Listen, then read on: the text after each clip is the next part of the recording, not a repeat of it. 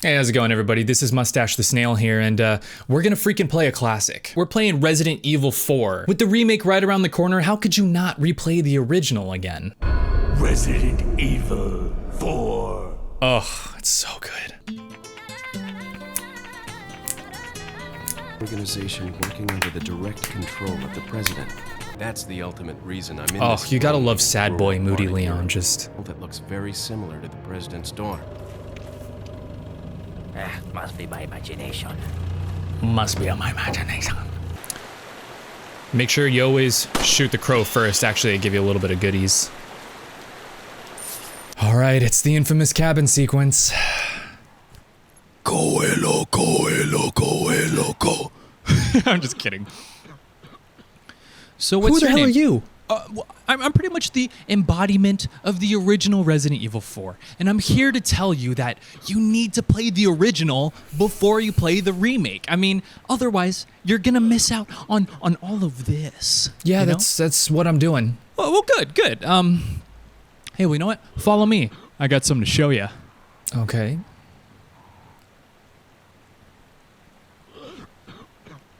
What the heck? Where'd he go? Shoot!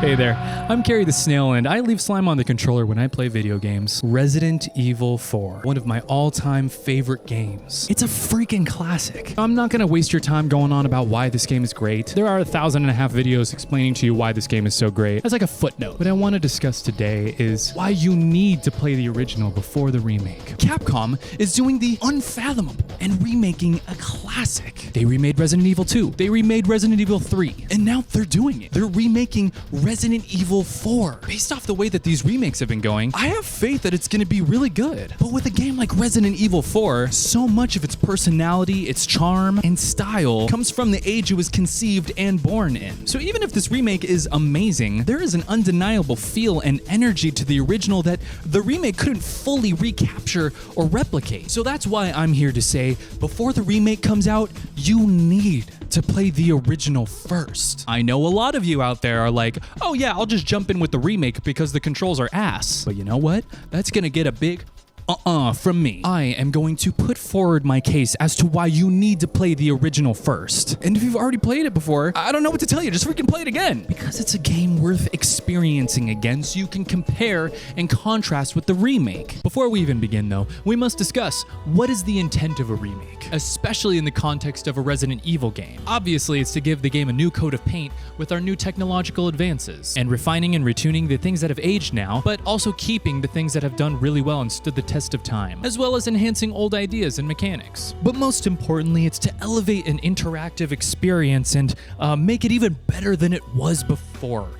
Leon, dude, chill. Wait your turn, man. I think this can go one of two ways. A remake will either try to stick as close to the original as possible and try to recreate the story beat for beat, or it can take more liberties and use the source material more as a guideline, so it can have more freedoms with the story elements and character beats. And for me personally, I hope the remake takes the second option. If we look at the Resident Evil 2 remake, it's pretty clear that they're taking the dark and gritty realism approach to the Resident Evil story. And I'm gonna be saying dark and gritty realism a lot, so I'm just gonna abbreviate that to dark grittism.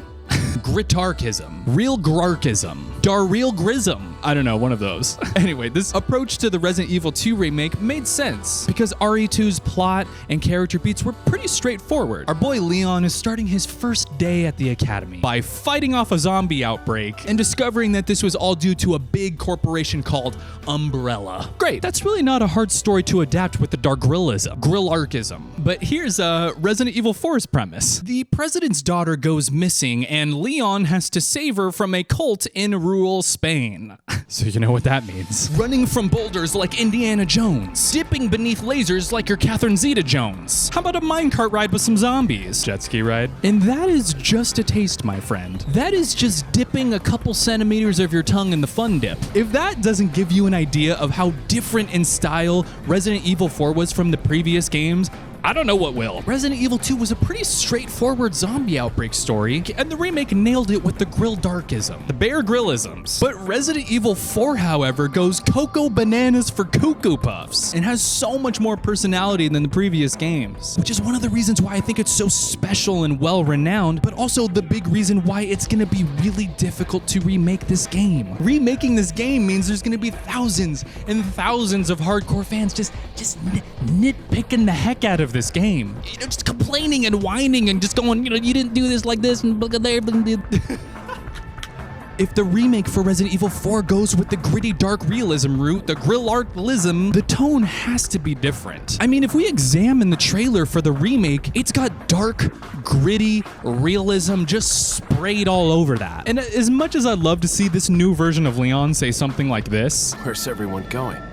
Bingo? I don't think it would make sense. It would be such a clash in tone. I feel like you would be hearing the dialogue from Batman Forever through the characters of The Dark Knight. Follow me here for a sec. Hypothetically, if we can make the comparison of the original Resident Evil 4 to Batman Forever, what if the remake could be like The Dark Knight? It would be two completely different feels on one amazing story. Both undeniable classics, but for very different reasons. In The Dark Knight, you got the unparalleled performance of Heath Ledger as Joker.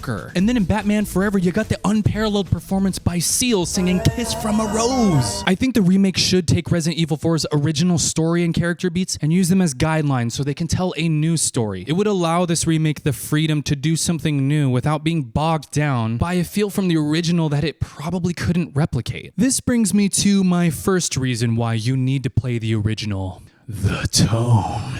I don't know about you, but I do not think the remake is gonna have the same tone that the original does. And even if they tried to, there's no way it would be the same. There is something so magical about Leon and dated graphics, leaning over Louise's body and screaming, RE4 is as B-movie as it gets, but in all the most exquisite Michelin star ways. This is just something so unique and beautiful to the OG. Seriously, what other game could have the legitimate scares of a zombie outbreak, the thrills of an Indiana Jones movie, the action of a Mission Impossible movie, and the dialogue of a dubbed anime and get away with it and become a classic? RE4's ability to straddle the line between horrifying and straight up goofy is a lightning in a bottle moment. And it needs to be experienced because, I mean, I highly doubt that this will be in the remake, at least in the way it is here. The seedling that sprouts Resident Evil 4's goofy energy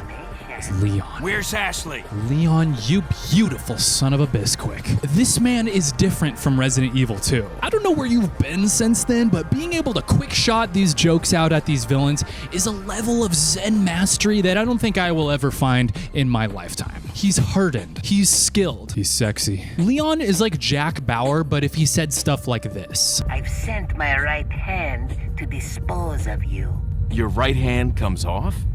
You also have Hunnigan, Leon's woman in the chair, that every spy movie seems to have in the early 2000s. Every time you surface from some horrible encounter, Hunnigan's always there to tell you where to go next, and to have some flirtatious tension, perhaps some witty banter. Hey, what's up, Hunnigan? How you doing, girl? You know, I gotta say, it's really good to see your face because it gets really lonely in this castle, you know what I'm saying? Leon, you need to get out of there. Look for a tower. Follow the trail near it. Oh my gosh. Oh, they're coming. They're coming. There's Luis Serra, someone on the inside of the Los Illuminados who's trying to secure a sample of the parasite so he can expose it. You don't always cross paths, but when you do, it's a pleasure. What's up, my guy? What's up, my guy? There's Ashley, the president's daughter who you're rescuing. She's definitely not as horribly annoying and useless as some NPCs you rescue in games, but you're gonna be hearing a lot of this. Gosh, hold on, Ashley. Yammering. Her voice is like grating grains of sand on your eyeball, but she's cool. Also, are we gonna acknowledge how she makes a pass at Leon later? I mean, I don't know. I would too, I guess. Sorry. And of course, the merchant. Who is this guy? Where does he come from? Where does he go? Where did he come from? I seriously don't know. But he is the stair railing to a senior citizen. You lean on him in your time of need, which is a lot of the time in this game. Every time I come from a tense battle, I see this guy loitering around the castle, waiting for some agent to bring him valuable goodies, and I am here for it. I'm here for him. Your main mission is to come to this rural town to save the president's daughter, but because of him, what are you doing now? You're treasure hunting like you're from freaking Pawn Stars. Ooh, give me those gems. Oh, and you put the cat's eye on the little statue. Is that a scepter? Got a selection of good things on sale, stranger. Actually, I'm busy trying to make a freaking deal over here, man. He makes me feel like I'm doing a shady arms deal in the lonely recesses of a castle, which is a vibe I didn't know I needed. Now, I talked a lot about how the tone has kind of a goofy vibe to it, but make no mistake, when this game wants you to make a poopy in your panties, it will. And it's this dichotomy that just makes the tone of the game so fun to experience. One minute you'll be chuckling from some garbage that Leon's saying, and then the next minute you will never make fun of Leon again for his coping mechanisms. The tone of Resident Evil 4 is such a perfectly balanced cocktail, and it's such a unique thing about this game that's so fun to experience. Now let's talk about controls. Obviously, they're going to be greatly improved from the original, and I imagine it'll probably play similar to the remake of 2 and 3. But here's the thing though, I want to argue that even though yes, the tank controls are hideous, I think the controls contribute more to the feel of this game than you might realize. The way you move in this world and interact with it is vital to its feel. And I know the controls are so dated that it might put you off from even touching it again, but hear me out. Whether you like it or not, the tank controls, I believe, are a big part of RE4's charm. Good old tank controls. Pivoting and moving at the same time? What do you think, I'm freaking Michael Jordan or something? No. Leon learned at the academy that it's important to turn all the way around first before you even start aiming. Shooting and walking around at the same time, it's an absolute no-no. There's too many variables. Anything can go wrong. I can understand if you've tried playing RE4, and the minute you touch those controls, you immediately threw up and you never played it again because that would mean having to buy a new controller and they would just get expensive. But I implore you, please, give it another chance. I know it's hard to go back to it if you didn't play it growing up, but similar to the aged graphics, there's kind of a charm that's there. But why tank controls though? The technological gap between Resident Evil 3 and 4 was pretty huge. They used to utilize only fixed camera angles like they did in Silent Hill, but that became too awkward to last, so in RE4 they retooled things to modern game cameras. You see, the fixed camera angles allowed for a certain horror that you would experience in a movie. Because it's fixed, there could be something there lurking off screen and you wouldn't see it till it's right there. So in Resident Evil 4, I think they tried to maintain this feeling with the tank controls. Combat involved you getting in position,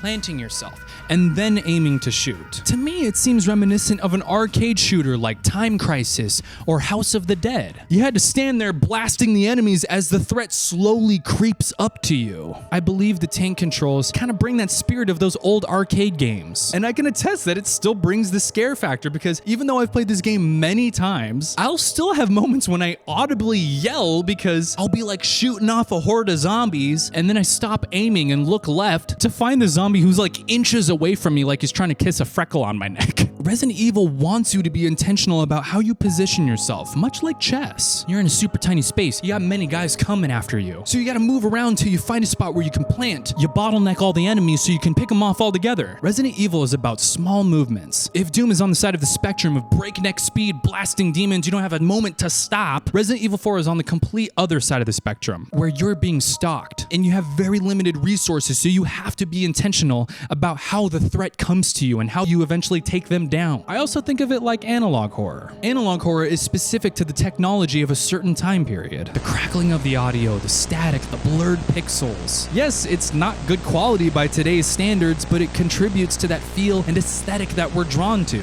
Seeing some sort of mysterious threat in the haze, in the wash of the VHS tape, is such a different experience of horror than if you were to see it in 4K. And I believe something similar is happening here with Resident Evil 4 and its controls. You're slowly being pursued by these village folk who just want to tear you to shreds, and it constantly feels like you're running in a nightmare, like you don't have full control over this situation. And screaming at the screen for Leon to run the freak faster is part of the relationship you build together. I think controls are harder for us to swallow because it can be more frustrating trying to interact and it not responding the way you want it to, especially with today's gaming. But I think, again, the key is feel. It feels horrifying in this game when you can't quite see the threat and running away feels like you're running from Freddy Krueger in like a nightmare or something. Action and flow.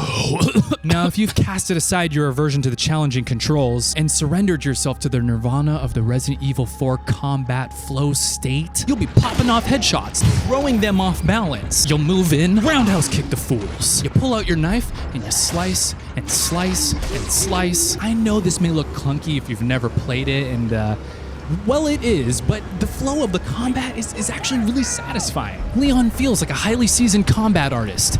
He was a Lego man. Leon's firearms combined with his 2 melee attacks, creating this amazing balance of the combat between standing back and shooting from afar, and then rushing in to kick some zombie ass like you're freaking Jason Bourne. And what are these 2 moves? Leon's roundhouse kick and his knife. Let's start with Leon's roundhouse kick. Why do we love the roundhouse kick? It's a move that turns the survival horror game, ew, gross, zombies are nasty, into a high-octane fight like you're in the Matrix. This move is key because it's something that pulls you into the action instead of staying in arcade mode the whole time. It's very useful, but optional, so it lets you decide when you want to get into the nitty-gritty action or when you just want to stay back. Deciding when to weave in and out of these styles of combat is just what makes the combat of Resident Evil 4 so unique compared to the previous games. And honestly, I think it's what makes the combat so fun. And then there's Leon's knife. When you think of 2 things that are inseparable because they reinforce each other, you think of Woody and Buzz, Batman and Robin, crying in the shower, and of course Leon and his knife. I appreciated what they did in the Resident Evil 2 remake by making the knives breakable because it heightened the survival horror element by making knives scarce in a similar way to the ammo. But in Resident Evil 4, the knife is an eternal entity.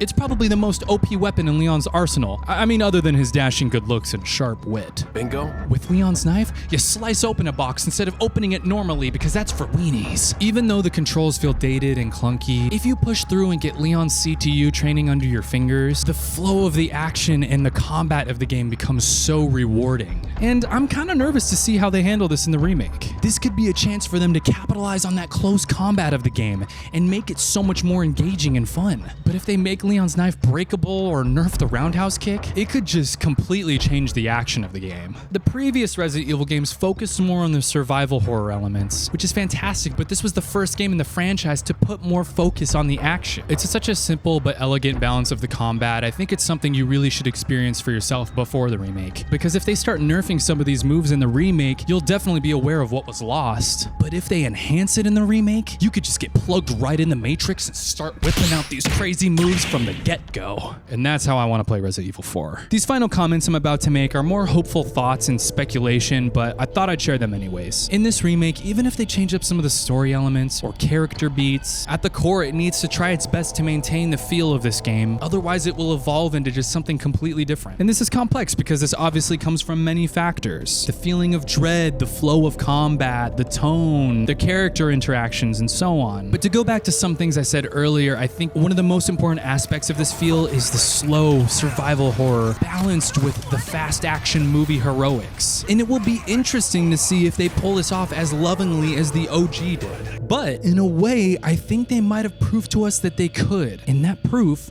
is Resident Evil 8. When that first trailer of Resident Evil 8 came out, what did it make you think of? Was it Resident Evil 7?